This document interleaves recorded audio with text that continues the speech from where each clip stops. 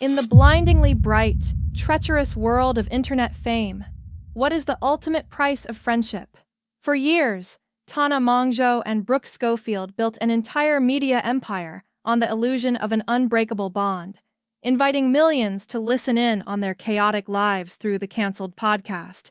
They didn't just share stories, they monetized their trauma, their drama, and their seemingly ride-or-die loyalty, creating a brand that was as profitable as it was volatile. But as the empire begins to crumble and the podcast officially comes to an end, a chilling question emerges. Was any of it real? The official story blames the anonymous vitriol of online hate, but the truth appears to be far darker, woven with threads of strategic betrayal, calculated power plays, and friendships sacrificed at the altar of individual ambition.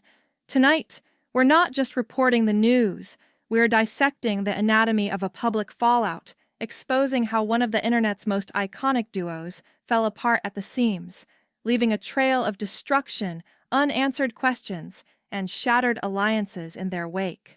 It all started with a seemingly casual announcement that sent shockwaves through their dedicated fanbase. During an appearance on another podcast, Brooke Schofield confirmed the persistent rumors.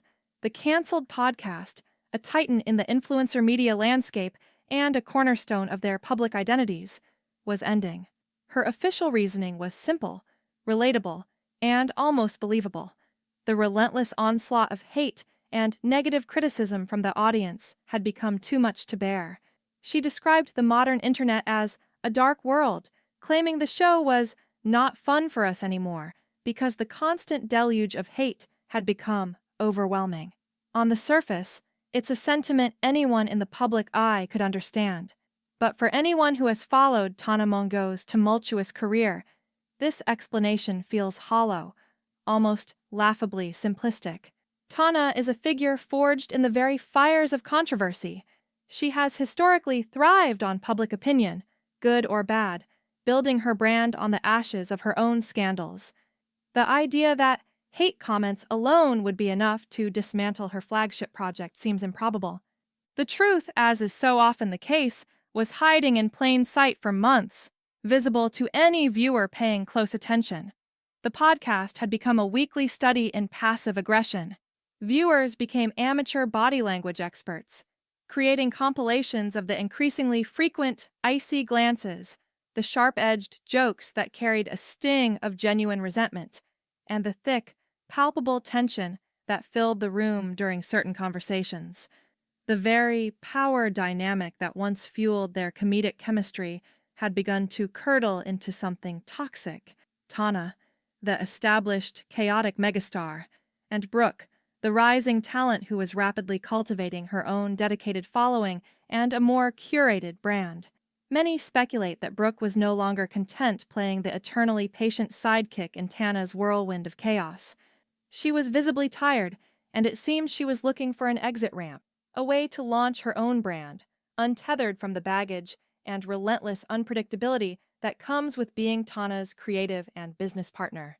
The hate wasn't the cause of the breakup. It was merely the convenient, publicly acceptable excuse for a partnership that had run its course, poisoned by simmering jealousy, divergent ambitions, and a fundamental clash of where they saw their futures heading.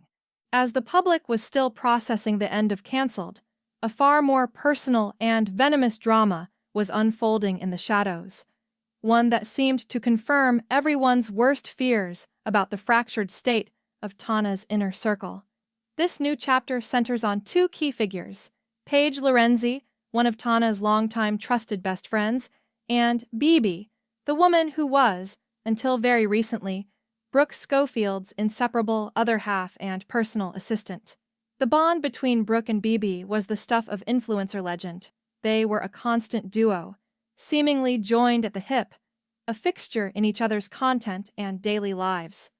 But after a mysterious and still unexplained falling out during a tour, their once solid friendship completely disintegrated, leaving a power vacuum in its wake. In a move that the internet immediately interpreted as a calculated and ruthless act of social warfare, Paige began to very publicly flaunt a new, blossoming friendship with BB. It wasn't subtle. Almost instantaneously, TikTok was flooded with meticulously curated videos of them together, doing trendy Sunny Angel unboxing, going out for glamorous dinners, and creating the exact kind of bestie content that Brooke and BB were once famous for. The message, whether explicitly intended or not, was broadcast loud and clear for the world to see. Brooke had been replaced. This wasn't just two friends connecting. It was a power play in the complex and brutal social hierarchy of Los Angeles. It was widely seen as a profound betrayal, a strategic checkmate that left Brooke appearing isolated and unceremoniously cast out from the very circle she helped build. Tana's response to this unfolding drama was a masterclass in calculated neutrality and feigned detachment. When confronted by the controversy in online comments, she stated that the personal lore between Brooke and BB frankly has nothing to do with me, and that she simply didn't have the capacity for drama in this phase of my life. This detached statement was seen by many not as a sign of maturity, but as a strategic move to control the narrative, allowing her to appear above the fray while the social dynamics around her conveniently shifted in her favor. It left the audience grappling with a crucial question. Is Tana an innocent bystander caught in the crossfire, or is she the silent architect of this entire social coup, masterfully pulling the strings from behind the curtain? But if you think friendships in this world are messy and transactional, wait until you see what happens when millions or even billions of dollars are on the line. The drama between influencers isn't just personal, it's often fiercely commercial, as a massive lawsuit filed by Josh Richards against the billion-dollar soda company, Poppi, vividly demonstrates. This isn't just a simple dispute, it's a critical cautionary tale about the dark, unregulated underbelly of the influencer as investor trend, a world where verbal agreements and perceived partnerships can vanish into thin air. Poppi's rise to fame was nothing short of meteoric. It transformed from a niche, health-conscious drink into a viral cultural phenomenon, becoming the must-have accessory in every influencer's perfectly curated refrigerator. Josh Richards, a veteran of the content creation world and a foundational member of the Sway House, claims he was an instrumental part of that early, explosive growth.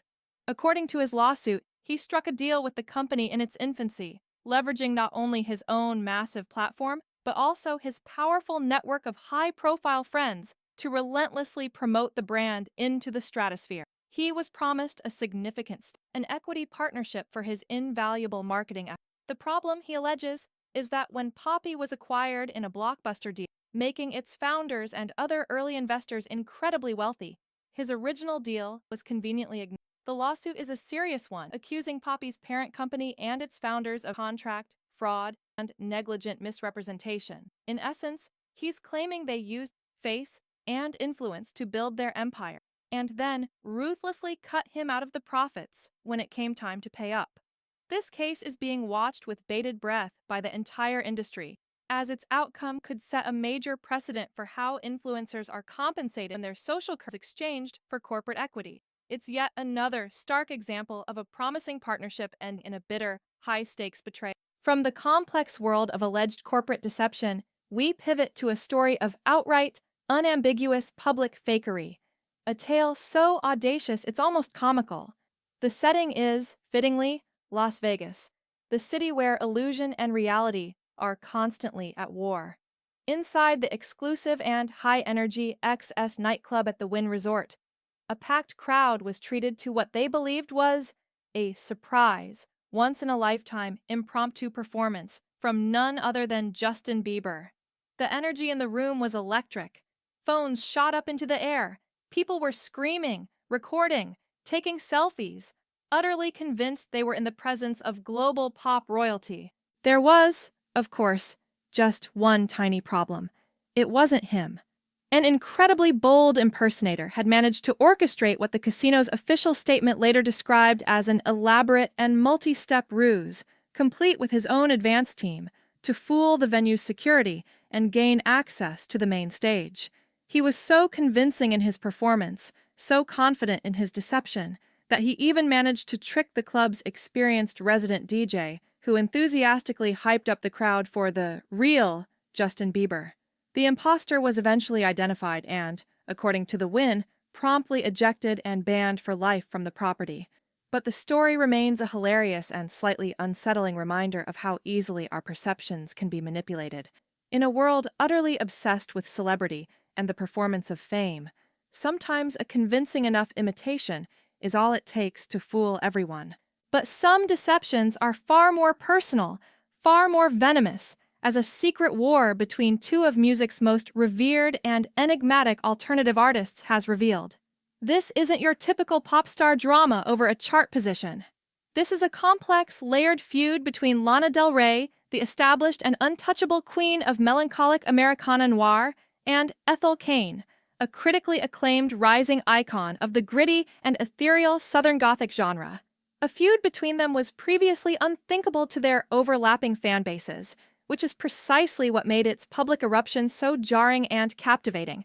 The conflict appears to have been ignited by a shared ex-boyfriend and a seemingly copied Instagram post.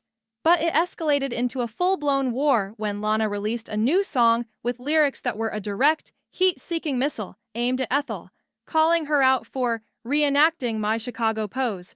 The real bombshell, however, came not from the song, but from Lana's detailed explanation in her Instagram comments. She claimed her deep-seated anger wasn't about a photo, but about what she described as years of alleged torment. Lana accused Ethel of creating and sharing disturbing and graphic side-by-side images that cruelly mocked her weight and appearance. She claimed Ethel was obsessed with her, maliciously inserting herself into her personal life through mutual acquaintances. This very serious accusation of sustained body shaming completely reframed the entire narrative. It was no longer a petty squabble over a man. It was a grave allegation of personal cruelty and psychological warfare. The feud even drew in commentary from Nicki Minaj, who tweeted about the catchy melody of Lana's diss track, a testament to just how far and wide the drama had spread. It devolved into a messy she said battle, leaving fans to ponder the dark, hidden rivalries that can fester beneath the surface of the creative world. When you are a public figure constantly under the harsh glare of the digital microscope, the intense pressure to control your own narrative and prove your truth can lead to some truly bizarre and questionable decisions. Take the strange case of Andreina from the UK's popular reality series, Love Island. Like many reality stars, she found herself relentlessly plagued by online rumors and accusations that she had undergone a BBL surgery to achieve her physique.